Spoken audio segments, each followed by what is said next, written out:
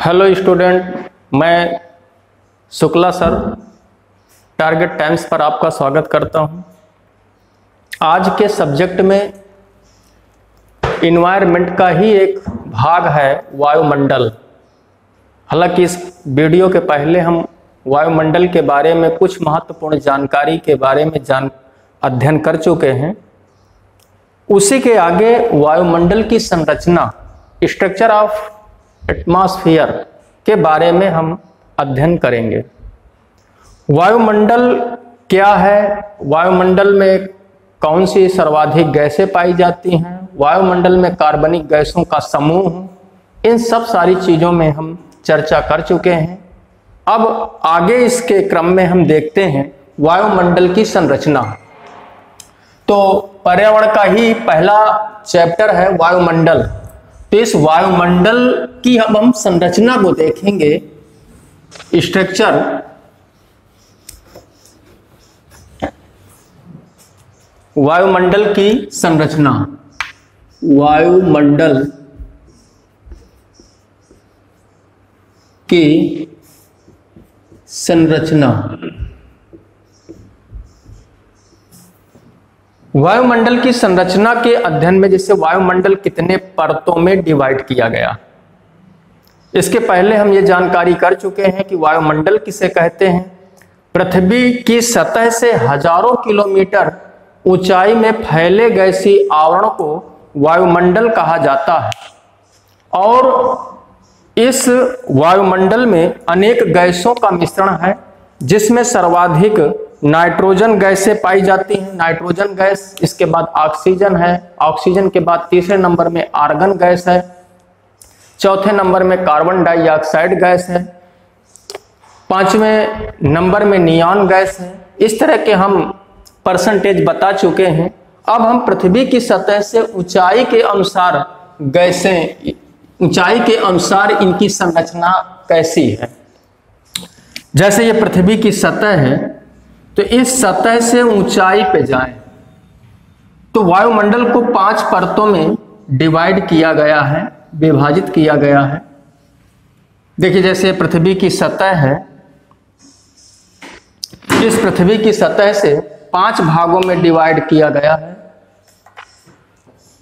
जैसे पहला है क्षोभ मंडल, दूसरा है समताप मंडल, तीसरा है मध्य मंडल, चौथा है आयन मंडल, पांचवा है वायुमंडल। जैसे यहां पर हम लिखे दे रहे हैं, पहला क्षोभ मंडल। क्षोभ मंडल, ट्रोपोस्फियर, ट्रोपोस्फियर, ट्रोपोस्फियर सबसे निचली परत है क्षोभ मंडल।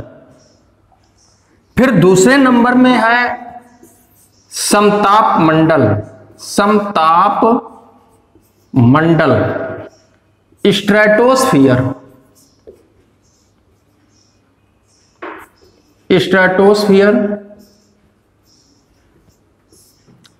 तीसरा है मध्य मंडल, मध्य मंडल,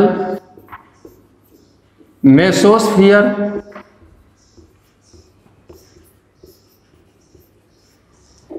चौथा है आयन मंडल, आयन मंडल, आयनोस्फियर, आयनोस्फियर। और पांचवा है वायुमंडल।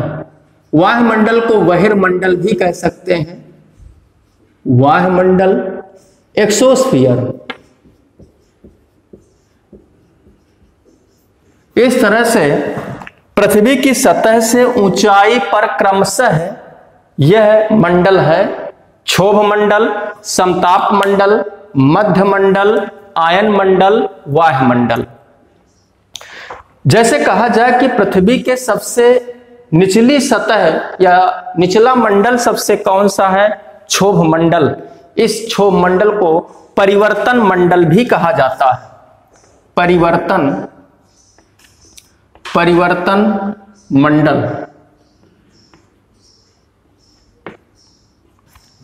क्षोभ मंडल या परिवर्तन मंडल। क्षोभ मंडल की ऊंचाई पहले हम देखते हैं। पृथ्वी की सतह से कितनी ऊंचाई तक क्षोभ मंडल पाया जाता है? पृथ्वी की सतह से अगर विषुवत रेखा में है, इक्वेटर लाइन में है, तो विषुवत रेखा में इसकी ऊंचाई 18 किलोमीटर होती है।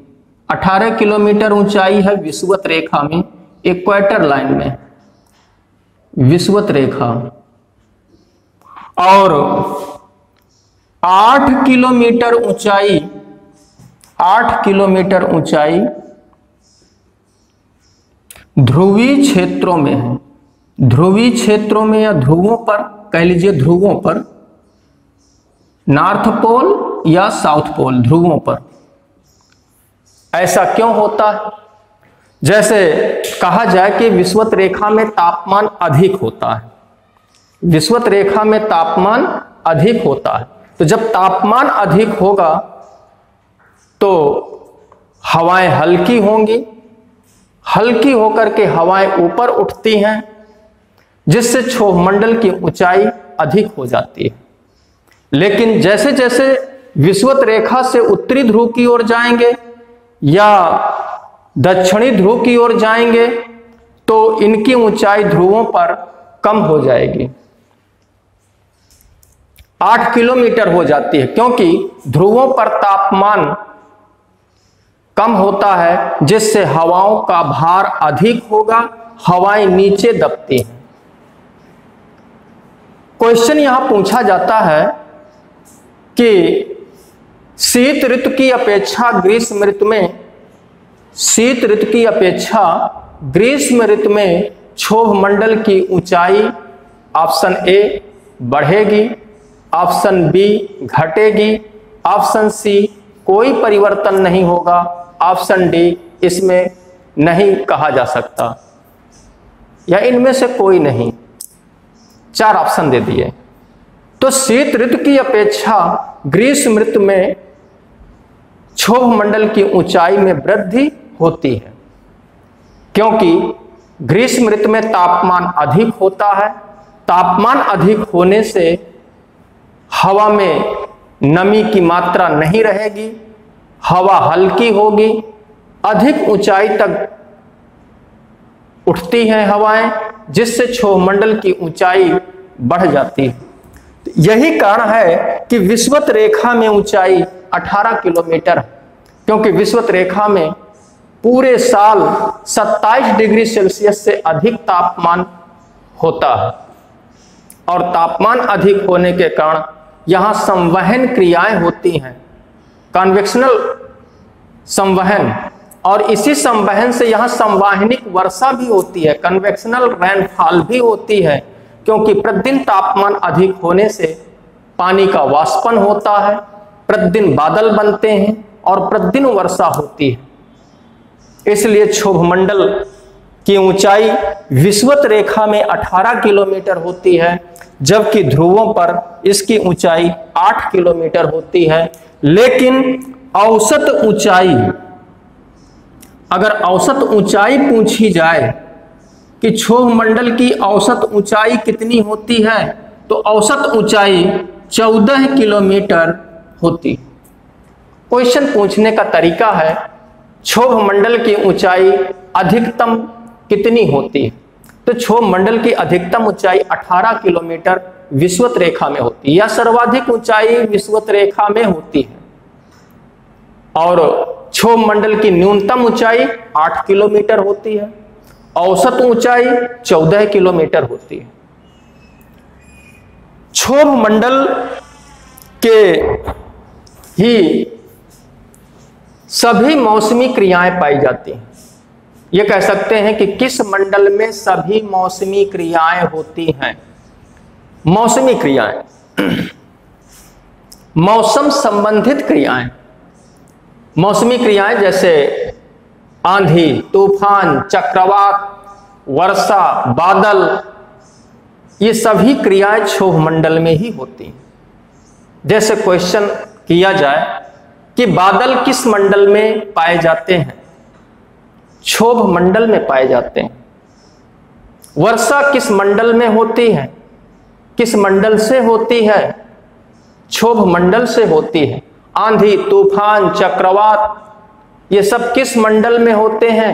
क्षोभ मंडल में होते हैं। तो ये कह सकते हैं कि क्षोभ मंडल में सभी मौसमी क्रियाएं होती हैं। और इसी मंडल में प्रति 165 मीटर ऊंचाई जाने पर, प्रति 165 मीटर ऊंचाई जाने पर 1 डिग्री सेंटीग्रेड तापमान में कमी होती है। 165 मीटर प्रति 1 डिग्री सेंटीग्रेड तापमान में कमी होती है। जैसे पृथ्वी की सतह में तापमान 20 डिग्री सेल्सियस है, लेकिन अगर पृथ्वी की सतह से 165 मीटर ऊंचाई पर जाए तो वहां तापमान 19 डिग्री सेल्सियस, यानी कि 1 डिग्री सेल्सियस का तापमान कम हो गया। फिर हम 165 ऊंचाई चले जाएं, 18, फिर 17, ऐसे तापमान में कमी होती चली जाती है। अंततः विषुवत रेखा की ऊंचाई 18 किलोमीटर में तापमान -80 डिग्री सेल्सियस हो जाता है और ध्रुवों पर 8 किलोमीटर की ऊंचाई में -45 डिग्री सेल्सियस का तापमान हो जाता है। यह कह लीजिए कि क्वेश्चन जैसे पूछा जाए कि क्षोभ मंडल में 1 डिग्री सेंटीग्रेड तापमान कमी होती है कितनी ऊंचाई जाने पर? 165 मीटर जाने पर, 160 मीटर ऊंचाई जाने पर, 170 मीटर। तो ऑप्शन होगा 165 मीटर।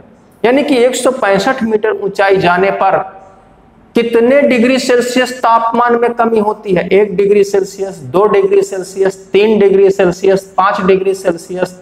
तो 1 डिग्री सेल्सियस में कमी होती है, -1 डिग्री सेल्सियस, कभी कभी +1 डिग्री सेल्सियस। तो तापमान में कमी होती है, -1 डिग्री सेल्सियस होता है।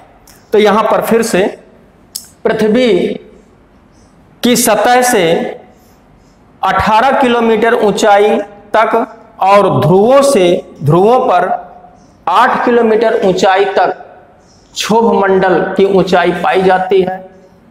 यह सबसे निचला परत है।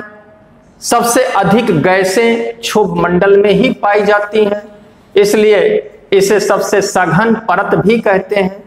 डेंसिटी, जो गैसों की डेंसिटी है, सबसे ज्यादा क्षोभ मंडल में ही पाई जाती है। इसी मंडल में सभी मौसमी क्रियाएं होती हैं। इसी मंडल में 165 मीटर प्रति 165 मीटर ऊंचाई जाने पर 1 डिग्री सेल्सियस तापमान में कमी होती है। तो क्वेश्चन कैसे पूछे जाएंगे? पहला क्वेश्चन बनता है क्षोभ मंडल से सबसे निचली परत कौन सी होती है? तो क्षोभ मंडल, ट्रोपोस्फियर होती है। फिर दूसरा क्वेश्चन पूछा जाए कि क्षोभ मंडल की सर्वाधिक ऊंचाई कहां होती है? तो विषुवत रेखा में होती है और विषुवत रेखा में 18 किलोमीटर होती है।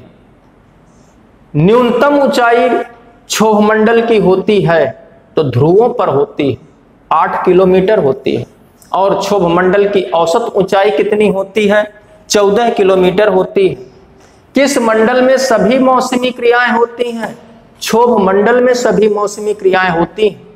बादल, वर्षा, कोहरा, कुहासा, तूफान, चक्रवात, आंधी, ये सारी क्रियाएं क्षोभ मंडल में ही होती हैं। क्षोभ मंडल में 165 मीटर ऊंचाई जाने पर 1 डिग्री सेल्सियस तापमान की कमी होने के कारण विषुवत रेखा में 18 किलोमीटर ऊंचाई पर -80 डिग्री सेल्सियस का तापमान हो जाता है और ध्रुवों पर 8 किलोमीटर ऊंचाई पर -45 डिग्री सेल्सियस का तापमान होता है। तो हम क्षोभ मंडल के बारे में इतनी जानकारी आवश्यक है।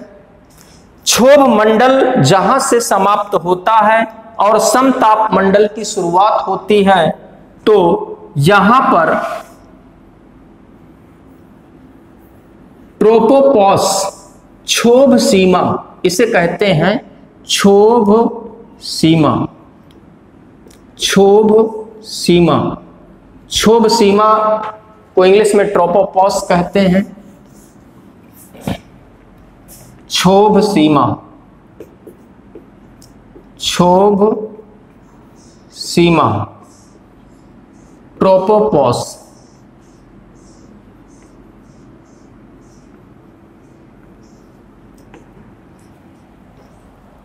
जैसे कहा जाए कि क्षोभ सीमा किन दो मंडलों के मध्य पाई जाती है?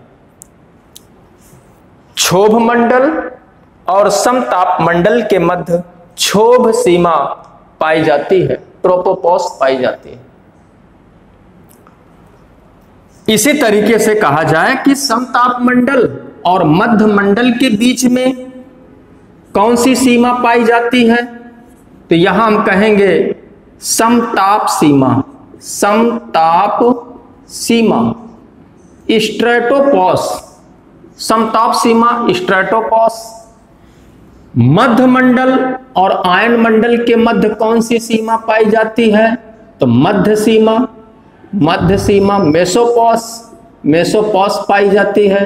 और यहां पर आयन मंडल और वाह्य मंडल के मध्य सीमा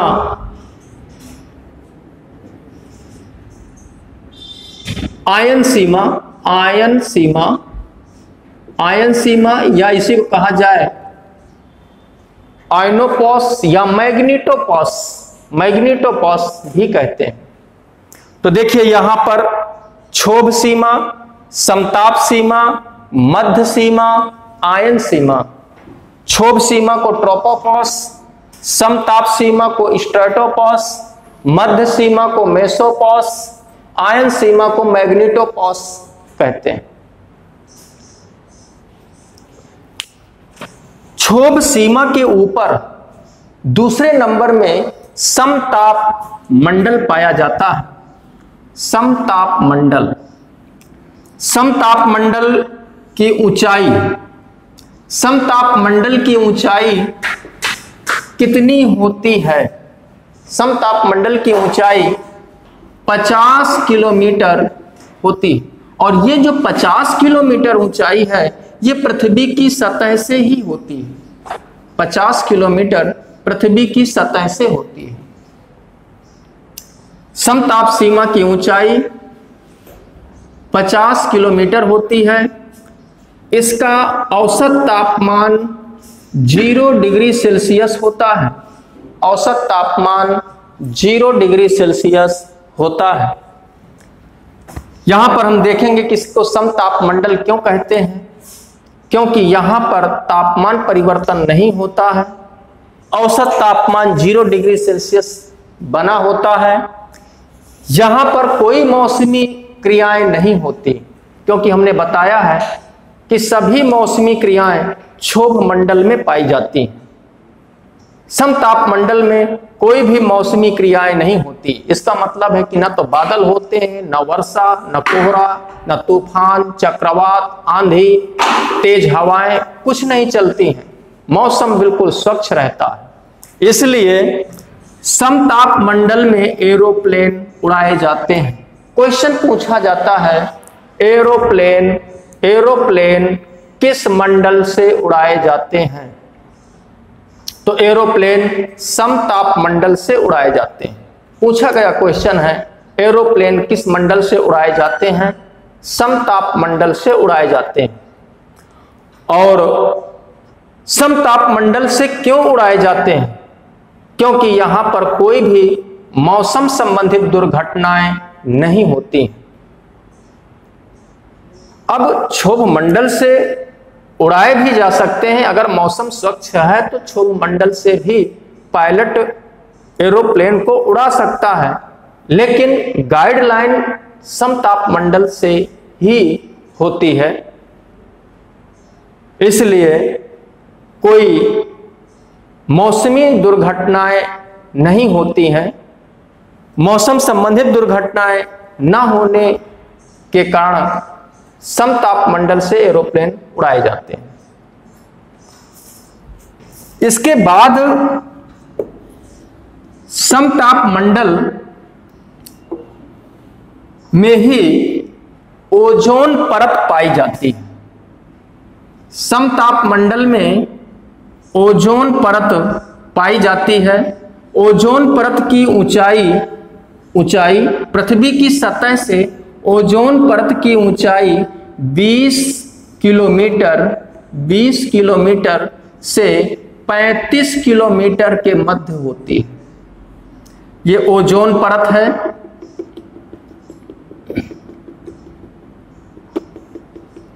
ओजोन परत, ओजोन का मतलब O3। दूसरा क्वेश्चन ये पूछा जाए कि ओजोन परत किस मंडल में पाई जाती है। ध्यान से सुनिए, क्वेश्चन पूछने के तरीका केवल यही बनते हैं, जिस प्रकार से क्वेश्चन पूछे जाते हैं उसी तरह के हम यहां पर डिस्कशन करेंगे कि क्वेश्चन किस तरह से पूछे जाते हैं। जैसे क्वेश्चन पूछने का तरीका, समतापमंडल की ऊंचाई कितने किलोमीटर होती है, तो 50 किलोमीटर होती है। पृथ्वी की सतह से 50 किलोमीटर होती है। फिर क्वेश्चन कि समतापमंडल का तापमान कितना होता है, तो 0 डिग्री सेल्सियस होता है। फिर क्वेश्चन पूछा जाता है एरोप्लेन किस मंडल से उड़ाए जाते हैं, तो समतापमंडल से उड़ाए जाते हैं। क्यों उड़ाए जाते हैं? क्योंकि समतापमंडल में कोई मौसमी दुर्घटनाएं नहीं होती हैं। अगला क्वेश्चन बनता है कि ओजोन परत किस मंडल में पाई जाती है। ओजोन परत समतापमंडल में ही पाई जाती है। इसको ओजोन मंडल भी कहा जाता है, लेकिन ओजोन मंडल समतापमंडल में ही पाई जाती है, समतापमंडल के मध्य में पाई जाती है।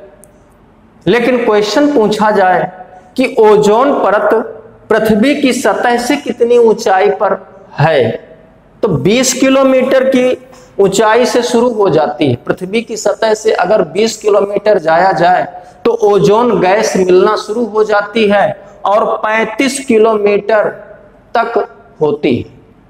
तो ये कह सकते हैं कि 20 और 35 किलोमीटर की ऊंचाई का एरिया समतापमंडल के ही क्षेत्र में आता है। तो ओजोन परत समतापमंडल में ही पाई जाती है। ओजोन परत को जीवन रक्षक कवच कहते हैं। क्यों कहते हैं?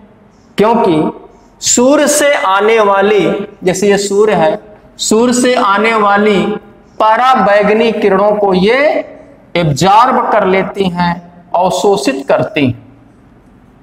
पराबैंगनी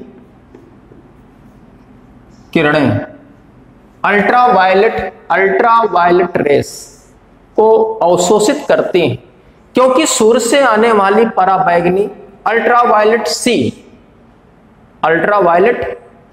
रेस सी, पराबैंगनी किरणें सी, जैसे पूछा जाए ए बी तो सी, ये घातक होती हैं।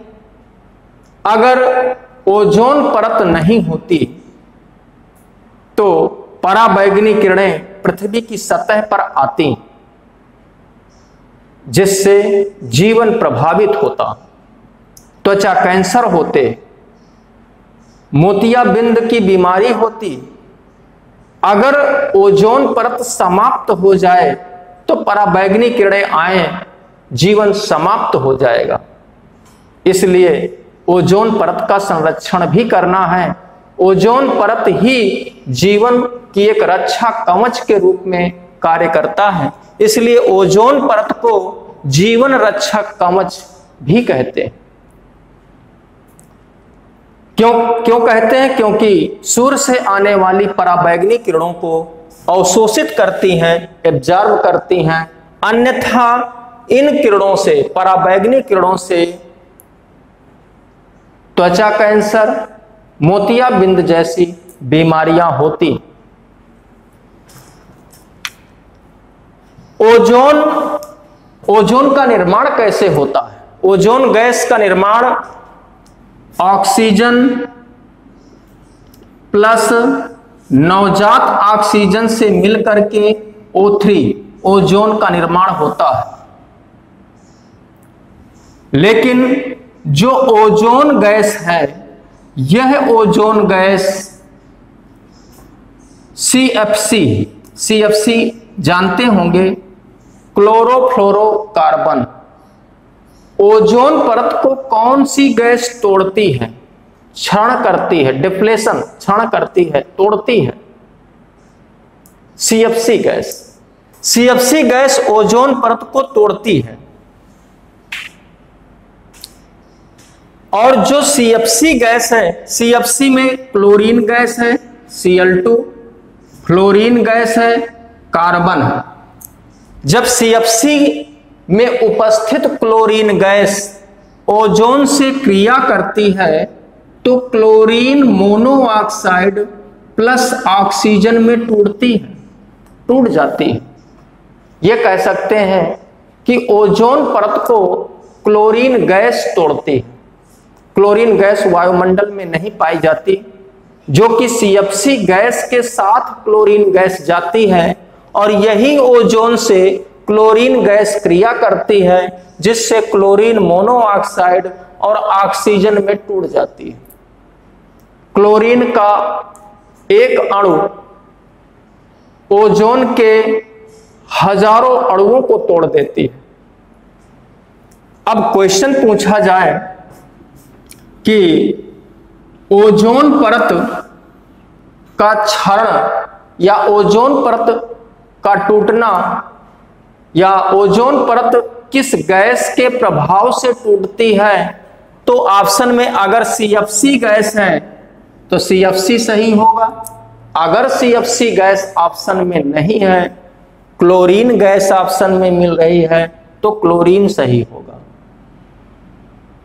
ओजोन परत टूटने का कारण CFC गैस है। और CFC गैस के स्रोत क्या हैं? CFC गैस कहां से निकलती है, तो इसके पहले वीडियो में हम बता चुके हैं। CFC gas refrigerator, cold storage, plastic के जलाने से, सौंदर्य प्रसाधन जैसे नेल पॉलिश है, लिपस्टिक है, फेस क्रीम है, बॉडी स्प्रे है, पेंट है, पॉलिश है, तो इनसे निकलती है। कह सकते हैं AC से भी, refrigerator, cold storage CFC gas के स्रोत हैं। और ये CFC गैस वायुमंडल में ओजोन परत को तोड़ती है। यहां पर कहा जाए कि ओजोन परत टूटने का पता किसने लगाया? ओजोन परत टूटने का पता किसने लगाया? सबसे पहले ओजोन परत टूटने का पता जोसेफ हार्मन ने लगाया। ओजोन परत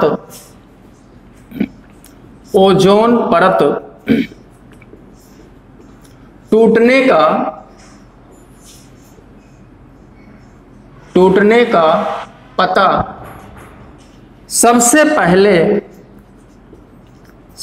पहले जोसेफ हार्मन, ये वैज्ञानिक हैं, जोसेफ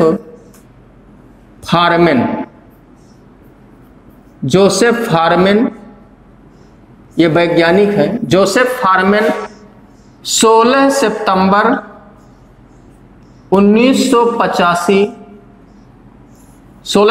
1985 में लगाया। कहां लगाया? अंटार्कटिका महाद्वीप, अंटार्कटिका महाद्वीप या इसी अंटार्कटिका को हम कह सकते हैं दक्षिणी ध्रुव, साउथ पोल, दक्षिणी ध्रुव में लगाया। अब ये क्वेश्चन पूछा जाए, ओजोन परत टूटने का पता सबसे पहले किसने लगाया? तो वैज्ञानिक का नाम है जोसेफ हार्मन। जोसेफ हार्मन ने लगाया। कब लगाया? तो सन है 16 सितंबर 1985 को लगाया। कहां पर पता लगाया? अंटार्कटिका महाद्वीप में, या ऑप्शन में आ जाए ना अंटार्कटिका महाद्वीप आए तो दक्षिणी ध्रुव आ जाए, दक्षिणी ध्रुव में लगाया। इसीलिए 16 सितंबर ओजोन संरक्षण दिवस के रूप में मनाया जाता है। ओजोन संरक्षण दिवस 16 सितंबर ओजोन संरक्षण दिवस, ओजोन संरक्षण दिवस 16 सितंबर ओजोन संरक्षण दिवस के रूप में मनाया जाता है। फिर से देखिए, क्वेश्चन पूछा जाए ओजोन परत किस मंडल में पाई जाती है? ओजोन परत समताप मंडल में पाई जाती है। ओजोन परत की ऊंचाई 20 किलोमीटर से 35 किलोमीटर के मध्य होती है। ओजोन परत को जीवन रक्षक कवच कहते हैं, क्योंकि सूर्य से आने वाली पराबैंगनी किरणों को अवशोषित करती हैं, एब्जॉर्ब करती हैं। अन्यथा इन किरणों से त्वचा कैंसर, मोतियाबिंद जैसी बीमारियां होती, जीवन खतरे में होता। लेकिन ओजोन परत टूट रही है, ओजोन परत का क्षरण हो रहा है। ओजोन परत टूटने का कारण CFC गैस है, और ये CFC गैस में उपस्थित क्लोरीन गैस ओजोन से क्रिया करके क्लोरीन मोनोऑक्साइड प्लस ऑक्सीजन में तोड़ती है। ओजोन परत टूटने का पता सबसे पहले जोसेफ हार्मन ने 16 सितंबर 1985 अंटार्कटिका महाद्वीप में लगाया था। इसलिए 16 सितंबर ओजोन संरक्षण दिवस के रूप में मनाते हैं। ओजोन परत की मोटाई का मापन, ओजोन परत की मोटाई का मापन किया जाता है डॉप्सन इकाई से। नेक्स्ट क्वेश्चन है ओजोन परत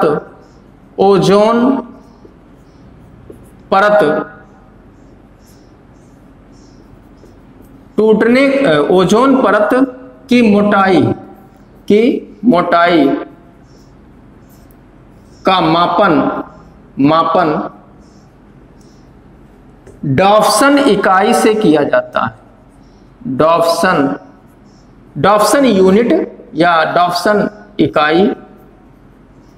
डॉप्सन इकाई से किया जाता है।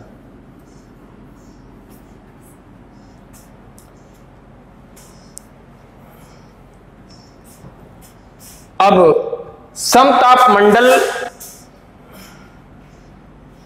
और मध्य मंडल के बीच में समताप सीमा पाई जाती है, और इस समताप सीमा से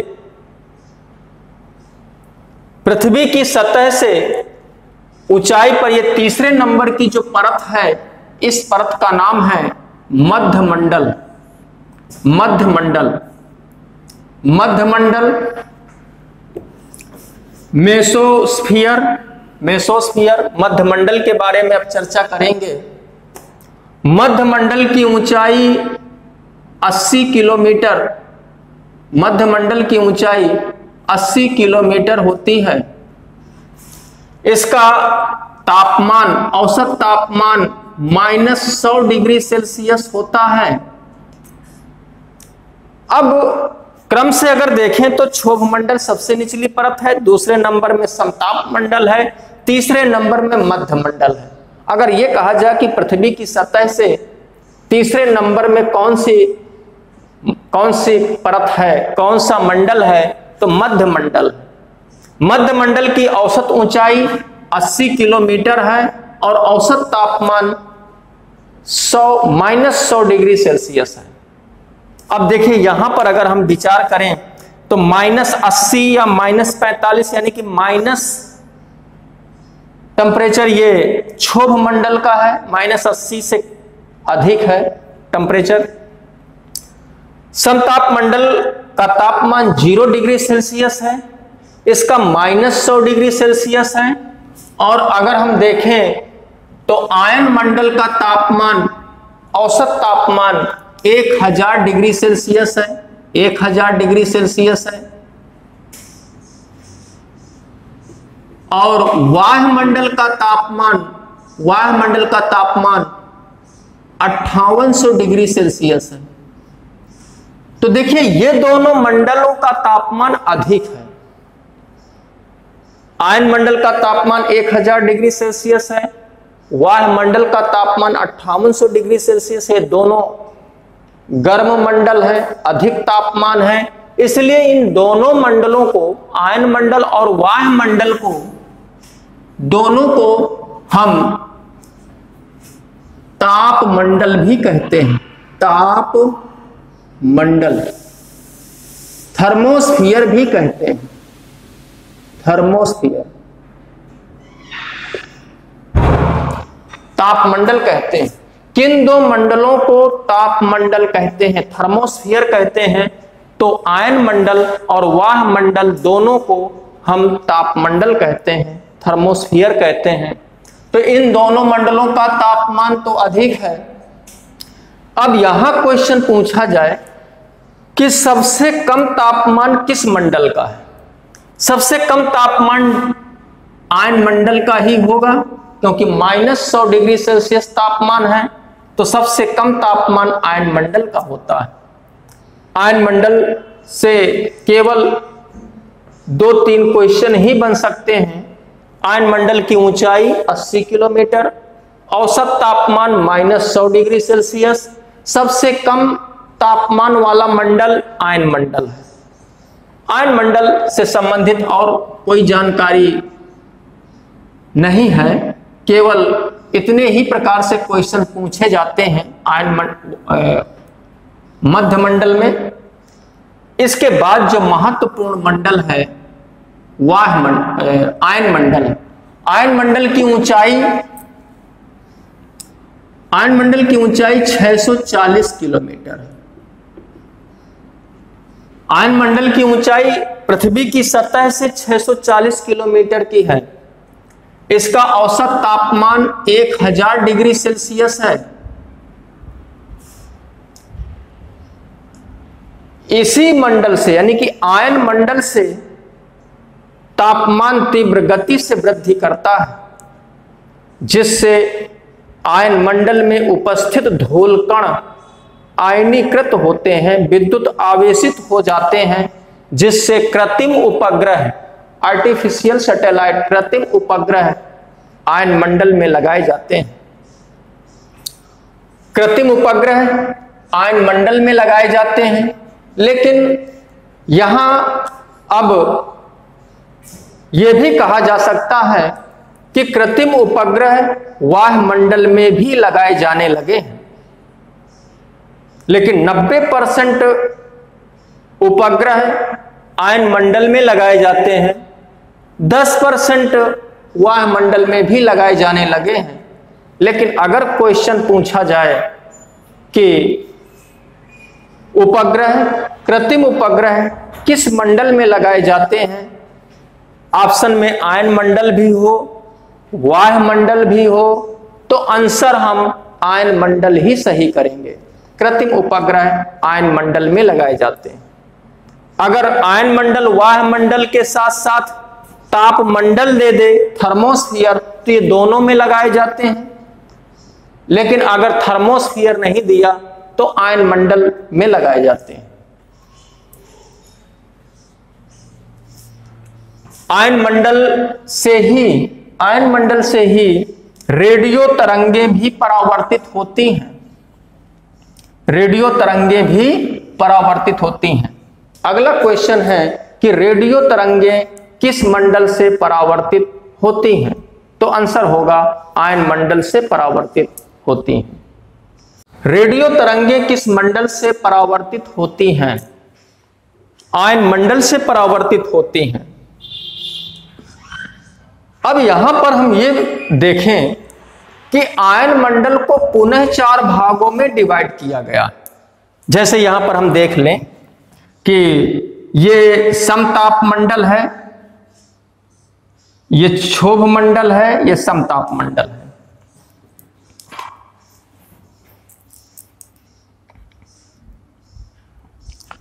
क्षोभ मंडल को यहां ए कह दें, ए पार्ट, समताप मंडल को बी पार्ट कहते हैं, मध्य मंडल को सी, ए बी सी, और आयन मंडल को 4 पार्ट में डिवाइड कर दें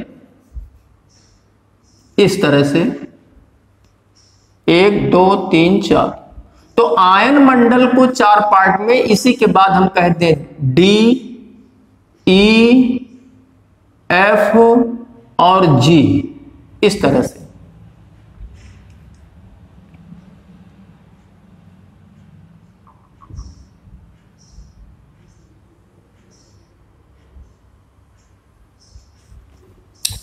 आयन मंडल को पुनः 4 भागों में डिवाइड करते हैं, डी ई एफ जी। कह सकते हैं कि क्षोभ मंडल को ए, समताप मंडल को बी, मध्य मंडल को सी और आयन मंडल को डी ई एफ जी, और जो वाह्य मंडल है इसको एच।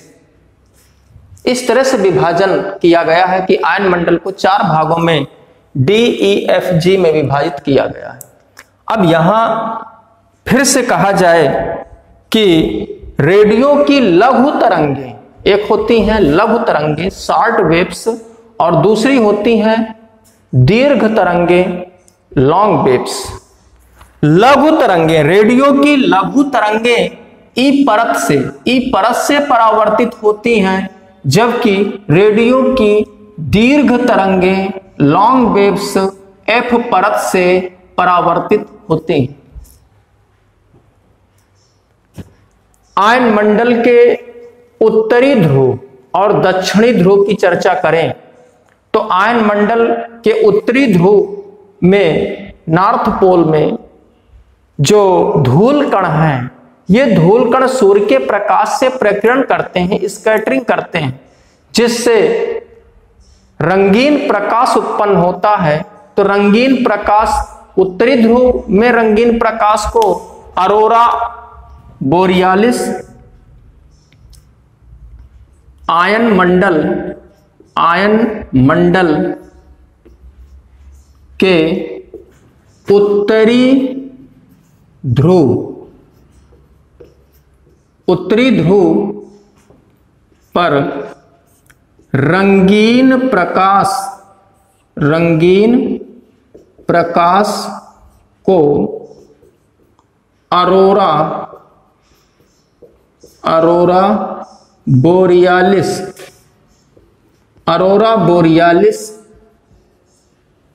अरोरा बोरियालिस को उत्तरी ध्रुवीय ज्योति कहते हैं, उत्तरी ध्रुवीय ज्योति। तो आयन मंडल के उत्तरी ध्रुव पर रंगीन प्रकाश को अरोरा बोरियालिस तथा दक्षिणी ध्रुव पर अरोरा ऑस्ट्रालिस कहते हैं। अरोरा ऑस्ट्रालिस को कहेंगे दक्षिणी ध्रुवीय ज्योति। दक्षिणी ध्रुवीय ज्योति, उत्तरी ध्रुवीय ज्योति। अरोरा बोरियालिस किस मंडल में? आयन मंडल के उत्तरी ध्रुव में रंगीन प्रकाश को अरोरा बोरियालिस और दक्षिणी ध्रुव पर अरोरा ऑस्ट्रालिस कहते हैं। फिर से यहां पर देखें, आयन मंडल की ऊंचाई 640 किलोमीटर, औसत तापमान 1000 डिग्री सेल्सियस। इसी मंडल से तापमान तीव्र गति से वृद्धि करता है, जिससे उपस्थित धूल कण आयनीकृत या विद्युत आवेशित होते हैं, जिससे कृत्रिम उपग्रह लगाए जाते हैं। आयन मंडल से ही रेडियो तरंगें परावर्तित होती हैं। आयन मंडल के ई परत से रेडियो की लघु तरंगें तथा एफ परत से रेडियो की दीर्घ तरंगें लॉन्ग वेव्स परावर्तित होती हैं। आयन मंडल के उत्तरी ध्रुव पर रंगीन प्रकाश को अरोरा बोरियालिस तथा दक्षिणी ध्रुव के रंगीन प्रकाश को अरोरा ऑस्ट्रालिस कहते हैं। इसके बाद सबसे ऊपरी परत वायुमंडल है। वायुमंडल की ऊंचाई 10,000 किलोमीटर तक वैज्ञानिक मानते हैं। वैज्ञानिकों का मानना है कि जहां तक वायु का अंश हो वहां तक लगभग 10,000 किलोमीटर तक की ऊंचाई होती है। इसका औसत तापमान 5800 डिग्री सेल्सियस होता है। यह सबसे ऊपरी परत है। सबसे कम गैसें पाई जाती हैं, हल्की गैसें पाई जाती हैं और इस मंडल में जैसे हाइड्रोजन और हीलियम गैसों का अधिक योगदान है, क्योंकि हाइड्रोजन और हीलियम दोनों हल्की गैसें हैं, इसलिए इस मंडल में ये हाइड्रोजन और हीलियम गैसें ज्यादा पाई जाती हैं। ये कह सकते हैं कि जैसे जैसे हम पृथ्वी के आयन मंडल पृथ्वी के वायुमंडल की ऊंचाई पर जाएंगे, गैसों का घनत्व तो कम होता जाएगा। ऊंचाई पर हल्की गैसें और निचली सतह निचले मंडलों पर भारी गैसें अधिक पाई जाती हैं। अब यहां पर क्वेश्चन कहा जाए कि वायुमंडल की सबसे हल्की गैस कौन सी होती है, तो हाइड्रोजन गैस होती है, क्योंकि हाइड्रोजन का परमाणु भार 1 होता है और हीलियम का 2 होता है, इसलिए सबसे हल्की गैस हाइड्रोजन होती है। दूसरे नंबर में हीलियम हल्की गैस होती है। वायुयान के टायरों पर कौन सी गैस भरी जाती है? वायुयान के टायरों पर हीलियम गैस भरी जाती है। हीलियम गैस इसलिए क्योंकि हाइड्रोजन हल्की होती है, लेकिन हाइड्रोजन ज्वलनशील होती है, हीलियम ज्वलनशील नहीं होती, इसलिए एरोप्लेन के टायरों पर हीलियम गैस भरी जाती है। ऑक्सीजन के कृत्रिम जो सिलेंडर होते हैं, ऑक्सीजन के सिलेंडर में हीलियम गैस का मिश्रण होता है, ऑक्सीजन प्लस हीलियम गैस का मिश्रण होता है।